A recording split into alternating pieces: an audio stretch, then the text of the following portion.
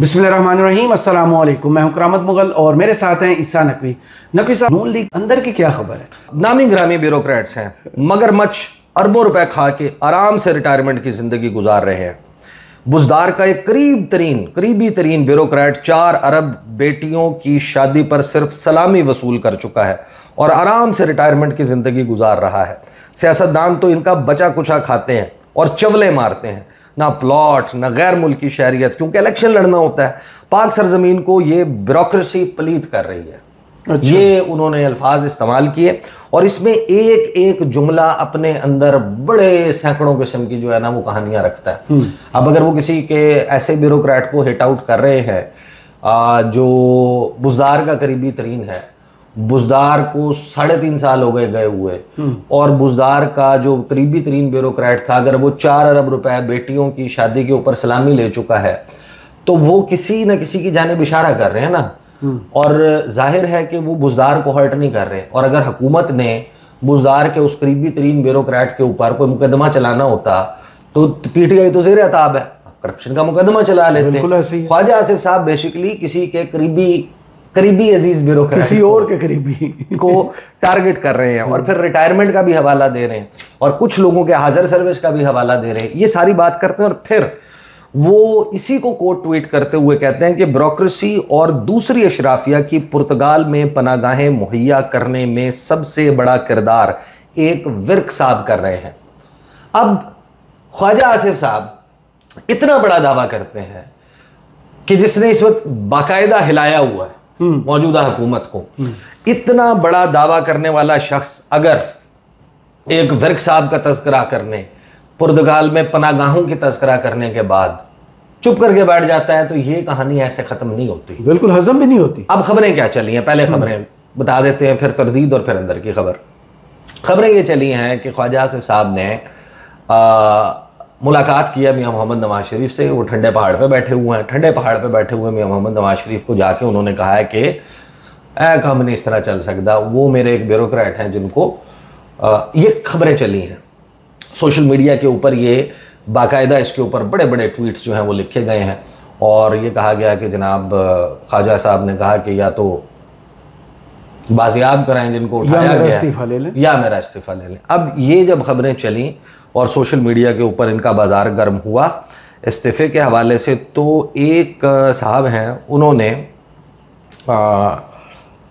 ख्वाजा आसिफ साहब ने उसको साद कैसर, उन्होंने इसका स्क्रीनशॉट लेके ना, कि खबर यह है कि नवाज शरीफ और ख्वाजा आसिफ की मरी में 1-on-1 मीटिंग हुई जिसमें ख्वाजा आसिफ ने अपने तहफ़्फ़ुज़ात से नवाज शरीफ को आगाह किया। नवाज शरीफ ने ख्वाजा आसिफ को इस्तीफ़ा वापस लेने का कहा और ख्वाजा आसिफ मुलाकात के वगैरह, ना कोई वज़ीर ना कोई सहाफ़ी, ख्वाजा आसिफ नंबर बंद करके नामालूम मुकाम पर मुंतकिल हो चुके हैं। उसे साद कैसर ने लिखा fake news, this is a fake as Imran Khan's promises. Khawaja Asif साहब ने अभी सिर्फ 1 घंटा पहले जो है वो इसको रीट्वीट किया है। फिर ख्वाजा आसिफ साहब ने खुद इसको स्क्रीनशॉट को लेकर ट्वीट करते हुए लिखा, माजरत के साथ इन साहब ने अपनी ख्वाहिशात इस ट्वीट में लिखी हैं, हकीकत नहीं। ख्वाजा आसिफ साहब ने तो तरदीद कर दी है। फिर एक ख्वाजा एम हसन अली हैं, उन्होंने लिखा कि जनाब if bullshit had a prime time slot यूथियाज would be the headline act, और इसको ख्वाजा आसिफ साहब ने रीट्वीट किया है। ये बेसिकली एक बड़ी स्ट्रॉन्ग तरदीद है ख्वाजा आसिफ साहब की तरफ से कि ये सारी बातें जो हैं ये इल्ज़ामात हैं। हो सकता है ये इल्ज़ामात हों, ख्वाजा आसिफ साहब तरदीद कर रहे हैं, लेकिन ख्वाजा आसिफ साहब क्या अपनी ट्वीट वापस ले चुके हैं? क्या ख्वाजा आसिफ साहब किसी विर्क साहब की तरदीद कर चुके हैं? क्या ख्वाजा आसिफ साहब पुर्तगाल के इल्ज़ाम की तरदीद कर चुके हैं? बिल्कुल भी नहीं। क्या ख्वाजा आसिफ साहब पाकिस्तान की आधी से ज़्यादा ब्यूरोक्रेसी के बाहर अरबों रुपए खाने और मुंतकिल करने और पुर्तगाल में या कहीं और जो है वो प्रॉपर्टीज़ लेने और शहरियत लेने का इल्ज़ाम वापस ले चुके हैं? वो वापस नहीं लिया तो कुछ तो है जिसकी पर्दादारी है। मैंने नून लीग के अंदर लोगों से बात की, उन्होंने जो कहानी बताई वो मैं कहानी आपके सामने रख देता हूँ। और ये मल्टीपल सोर्स वेरिफिकेशन के बाद डीप इनसाइड PMLN मैं आपको बता रहा हूँ कि अंदर क्या बात चल रही है। मैंने पूछा कि भाई ख्वाजा आसिफ साहब जो है वो वतन अजीज़ की इतनी मोहब्बत अचानक से 3.5 साल वो ब्यूरोक्रेसी जो अगर कर रही थी तो ख्वाजा आसिफ साहब के या आपके तमाम लोगों के नाक के नीचे हो रहा था। तो अचानक से क्या वतन की मोहब्बत जाग गई, वो चाहते हैं कि ऐसा होना बंद हो जाए। ये जो ब्यूरोक्रेसी है, जो 4-4 अरब रुपए बेटियों की शादी पे सलामी में वसूल कर लेते हैं और सियासतदानों के हिस्से में सिर्फ बचा कुछ आता है, असल माल पानी जो है वो ऊपर से ब्यूरोक्रेसी उड़ा कर ले जाती है। तो ये तो बड़ी अच्छी बात है, ख्वाजा आसिफ साहब ने ये बीड़ा उठाया है और वो चाहते हैं कि इसका खात्मा हो। तो नून लीग के अंदर जो लोग हैं वो कहते हैं कि नहीं नहीं, कहानी इतनी सादा नहीं है, ऐसा नहीं है, ये मामला तो जो है वो clash of titans with in PMLN है। अच्छा, नून लीग के अंदर जो सियासी देवता है ना, हर एक की अपनी अपनी छोटी छोटी राजधानी है, और क्योंकि जब एक्सटर्नल थ्रेट थोड़ा सा लोअर होता है तो फिर इंटरनल थ्रेट्स जो हैं वो बढ़ना शुरू हो जाते हैं। जब बाहर से किसी दुश्मन का खतरा होता है तो फिर हम थोड़ा सा इकट्ठे हो जाते हैं, ऐसी वैसी बातें नहीं करते अदरवाइज। उन्होंने कहा कि ख्वाजा आसिफ साहब का, अब मैं कुछ चीज़ें जो है ना वो डिलिबरेटली इशारों के नायों में करने लगा हूँ, और बात अलबत्ता पहुंचाना मकसूद है। जो PMLN के अंदर बात चल रही है वो ये कि ख्वाजा आसिफ साहब का जो हल्का है ना, उस हल्के के ऊपर प्रकार रख के कोई 150-200 किलोमीटर का दायरा मार लें, उसी के अंदर जो है वो एक और नून लीग की खातून है, वो MNA है। और नून लीग की खातून MNA जो हैं, उनका नाम शहबाज शरीफ साहब की काबीना में मौजूद था। सही, अभी वाली में जो अभी बनी है ना, 2024 वाली जो काबीना बनी है। और उस वक्त उनके मुताबिक ख्वाजा आसिफ साहब का अपने ज़ाहिर के हर सियासी जमात में अंदर दाखिली माजी में आपको याद है लड़ाइयाँ भी होती चौधरी निसार के साथ ये 4 साल तक इन्होंने टीवी पे बैठ के बताया कि हमारी बोलचाल नहीं थी, एक दूसरे से हम बात ही नहीं करते। कभी से वो आबिद शेर अली और इन लोगों का जो ग्रुप है, और राना सनाउल्लाह साहब के साथ पिंडी में बड़ी मशहूर लड़ाई है, फैसलाबाद में है, मुख्तलिफ जगहों पर होती है, PTI के अंदर बोल के बताते हैं, अपनी हर जगह पर होते हैं धड़ेबंदी। तो वहां पर ख्वाजा आसिफ साहब ने उनके मुताबिक ये किया कि उन्होंने कहा कि नहीं, अगर ये वजीर होंगी तो फिर मैं वजीर नहीं होऊंगा। अच्छा, उन्होंने जाके बड़े मियाँ साहब से कहा कि ये तो तरीक़ाकार ठीक नहीं है और वहाँ पे वजारत नहीं जानी चाहिए।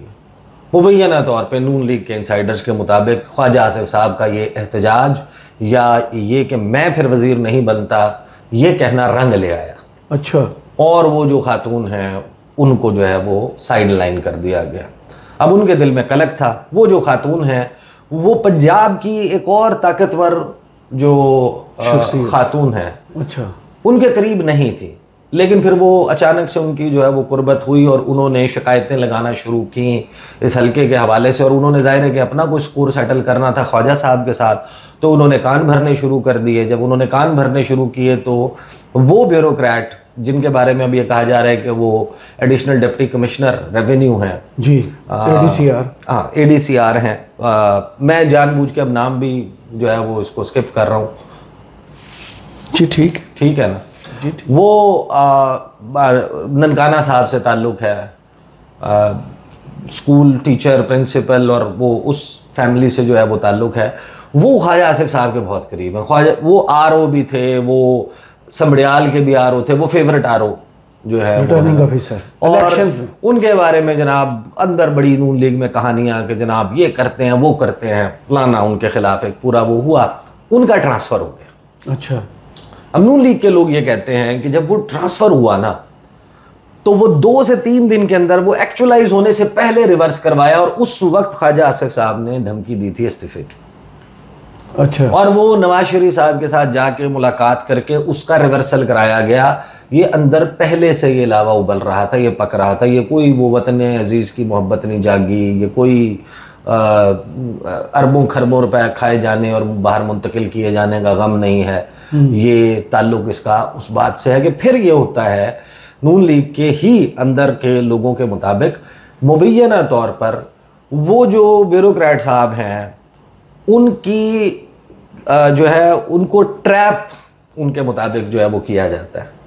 और उनको ट्रैप ऐसे किया जाता है कि उनको किसी काम के किसी मामले में कोई चीज़ ऑफ़र की जाती है, मुबैना तौर पर उसकी कोई वीडियो बनाई जाती है, वो वीडियो जो है वो एक और ताकतवर शख्सियत को भेजी जाती है, वो ताकतवर शख्सियत उस पर नाला हो जाती है कि ये अंडर आर नोज़ ये मामला हो रहा है, वो मामला एंटी करप्शन को भेज देती हैं, और वो एंटी करप्शन जो है वो उन साहब को उठा लेता है और वो उसके नतीजे में फिर ख्वाजा साहब जो हैं वो रात गए ये ट्वीट करते हैं कि वतन अजीज़ की जो वो ब्यूरोक्रेट अगर यानी मुबैना तौर पे अगर मेरा ब्यूरोक्रेट जो है वो ये मामला करता है तो फिर शिकायत दूसरे की भी लगेगी, फिर तो मैं घर का भेदी मैं लंका ढा दूंगा। अब यानी कि ख्वाजा आसिफ साहब का मुद्दा फॉर एग्जांपल ठीक है कि ख्वाजा आसिफ साहब कह रहे हैं कि ऐसा नहीं है और मैंने कोई इस्तीफ़ा नहीं दिया या कुछ नहीं हुआ, लेकिन as a politician, as a defence minister, चाहे उन पर जितने मर्जी इल्ज़ामात हों कि वो फॉर्म 47 के ज़रिए आए हैं, मैंडेट के बगैर आए हैं, आरओ ने उनके लिए कुछ कर दिया था, इन तमाम बातों से हट के ख्वाजा आसिफ साहब ने जो बात की है ना, अब वो उसको तोड़ पहुंचाएं। सही देखे ना, अब तो मामला ये है कि इतनी बड़ी बात कहने के बाद, जिस तरह नदीम अफजल चंद साहब ने मेरे शो में बैठ के ये कहा कि 1600-1700 अरब रुपए की करप्शन है मुबैना, ये जो गंदम वाला स्कैंडल है, तो उसके फ़ौरन बाद यानी कि ज़ाहिर है कि हाईलाइट हुआ, हमने उसके ऊपर बात की, फिर मौलाना शिगरी साहबा के शो में बैठे, उन्होंने कहा कि वज़ीर आज़म इस मामले को उठाएं, मैं मुद्दई बनूंगा जी, मैं इसमें मुद्दई बनता हूँ, ये हो रहा है और ये हुआ है, मैं अपनी बात पर कायम। तो ख्वाजा आसिफ साहब इसमें मुद्दई बने और वो कहें कि ब्यूरोक्रेसी आपके नाक के नीचे काम कर रही है ना। अदर देन द फैक्ट ये कहानी ये जो इस वक्त चल रही है नून लीग के अंदर, ख्वाजा आसिफ साहब के चाहे खैर ख्वाह हैं चाहे उनके बद ख्वाह हैं, लेकिन वो अगर ये बातें कर रहे हैं नून लीग के सर्कल्स के अंदर से, मैं आपको बात बता रहा हूँ कि अंदर ये बात हो रही है, कम वट में जो भी actual at the end of the day हो, लेकिन ख्वाजा आसिफ साहब अब इस मामले को तोड़ पहुँचाएं। देखिए जिस तरह बुज़दार हुकूमत के ऊपर जो, या इमरान खान के हवाले से जो बहुत बड़े बड़े जिस तरह करप्शन के मामलात इन्होंने उठाए, शरीफ ख़ानदान ने, इनका सियासी नारा बना, इनके जलसों की, इनकी प्रेस कॉन्फ्रेंसेस की, टॉक शोज़ में जीनत बना, वो क्या था? वो ये मामला था कि भाई आप जो बुज़दार हुकूमत थी वो 3 से 5 करोड़ रुपए रेट था तबादलों का और अपनी मनपसंद पोस्टिंग लेने का, और पैसा राउट होता था, एक नेक्सस था, वो गुज्जर साहब और फिर फरा गोगी और फिर बुशरा बीबी और बुज़दार और ये सारा एक नेक्सस था, ये इल्ज़ाम लगा और करोड़ों रुपए ये इल्ज़ाम था ना। तो वो जो करोड़ों रुपए का इल्ज़ाम है कि हर बंदा जो पोस्टिंग है वो खिदमत खल्क करने के लिए तो पोस्टिंग नहीं ले रहा होता, अगर वो बंदा कमाने के लिए लेता है, अगर बंदा 5 करोड़ रुपए देकर एक मखसूस जगह के ऊपर पोस्टिंग लेता है, तो इस इल्ज़ाम को अगर दुरुस्त तसव्वुर कर लिया जाए, वो 15 करोड़ बनाने के लिए करता है। तो जो 15 करोड़ कमाने वाला बनाने वाला बंदा है, अगर वो ऐसा एग्जिस्ट करता है इस वक्त मार्केट में कि हर पोस्टिंग ट्रांसफ़र इसी बुनियाद पे होता था, तो वो जो बंदा करप्ट बंदा है वो सिस्टम के अंदर मौजूद है ना, तो उसको निकालना किसका काम? नहीं, उसको निकालना, उसको पकड़ना, उसके खिलाफ मुकदमा चलाना, हलक पर उंगली रख के कौम का लूटा पैसा निकालना। हाँ, और फिर आप इस्टेब्लिश करें उसको, कोड ऑफ लॉ में इस्टेब्लिश करें, आपके पास इससे ज्यादा स्ट्रॉन्ग केस ही नहीं है। अगर आप उसी ब्यूरोक्रेसी के सर पे, हमने तो किसी एक भी ब्यूरोक्रेट को जो इमरान खान के दौर में था, अब एक भी ब्यूरोक्रेट को हमने तो नहीं देखा कि उन्होंने नून लीग ने पकड़ के सजा दी, नून लीग ने पकड़ के उनकी करप्शन जो है वो आश्कार की हो और उठा के उसका नेक्सस साबित किया हो कि इसने फरागोगी को पैसे दिए थे, फलां अकाउंट में दिए थे, फलां जगह गया था, इस तरीके से पैसा लॉन्डर होके कहाँ गया था, वो तो आपने कुछ भी सब्सटेंशिएट नहीं किया। तो देखें, ये जो ख्वाजा आसिफ साहब ने बात की है ना, ख्वाजा आसिफ साहब के पास जाहिर है कि है तो वो भेदी, घर के भेदी हैं, उनके पास अंदर की कहानी है सारी, वो उठा दें, वो रख दें, एहसान करें, एहसान अजीम करें इस कौम पे। लेकिन मुगल साहब, मैं आपको बताऊं, ये तो है 2 एंगल्स जो इस वक्त हमने डिस्कस कर लिए, लेकिन इसमें जो सबसे ट्रिकी नहीं, इसको कहते हैं गलती, इसको कहते हैं कि आप ऐसा हिंट ड्रॉप कर गए हैं अपने किसी भी मामले के लिए। जो लफ्ज़ पुर्तगाल है ना, इस पुर्तगाल का लफ्ज़ जो है ये बड़ा इंटरेस्टिंग है इस पूरी कहानी में। ख्वाजा आसिफ साहब कहते हैं ना, ये होता कि यार ये उनका ओपिनियन है या उनका ख्याल है, वो ख्याल होता तो आप कहते हैं जनाब डेस्टिनेशन ही बता दिए, आप डेस्टिनेशन ना बताते ना, आप कहते यूरोप मुंतकिल हो जी, आप कहते हैं कि मगरबी ममालिक जा रहे हैं, आप कहते हैं कि जनाब आपने सीधे जाके मैप पे पिन लगा दिया कि ये। जब आप मुल्क मेंशन कर रहे हैं, जब आप विर्क साहब मेंशन कर रहे हैं, जब आप 4 अरब वाला मामला मेंशन कर रहे हैं, तो फिर कहानी के परत खुलते हैं, और उन परतों में से जो एक परत है वो हम अगली वीडियो में रखेंगे। बहुत शुक्रिया ईसा नकवी आपके तजिया का। कमेंट्स बॉक्स में ज़रूर बताइए वीडियो आपको कैसी लगी। इजाज़त दीजिए, अल्लाह हाफिज़।